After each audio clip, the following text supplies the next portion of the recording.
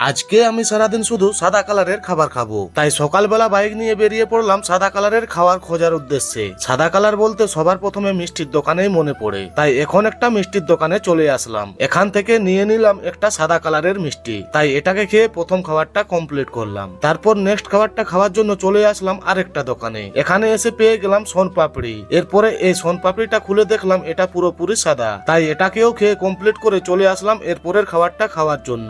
এরপর চলে আসলাম আরেকটা দোকানে। এখানে এসে সাদা কালারের সেন্টার ফ্রেশ পেয়ে গেলাম, তাই এটাকে খেয়ে কমপ্লিট করে চলে গেলাম নেক্সট খাবারটা খাওয়ার জন্য। এরপরে আমি চলে আসলাম আরেকটা দোকানে। এখানে এসে মোরব্বা পেয়ে গেলাম, আর এই মোরব্বার কালার তোমরা সবাই জানো সাদা হয়, তাই এটাকেও খেয়ে কমপ্লিট করে চলে গেলাম আরেকটা দোকানে। এখানে এসে সাদা কালারের দুধ প্যাকেট পেয়ে গেলাম, তাই এখন এটাকে নিয়ে বাড়ি চলে গেলাম। এরপরে হয়ে গেল রাত, তাই আমার মাকে এই দুধ প্যাকেটটা চা বানাতে বললাম। চা বানানো হয়ে যাওয়ার পর এটাও খেয়ে নিয়ে আজকে চ্যালেঞ্জটা কমপ্লিট করলাম।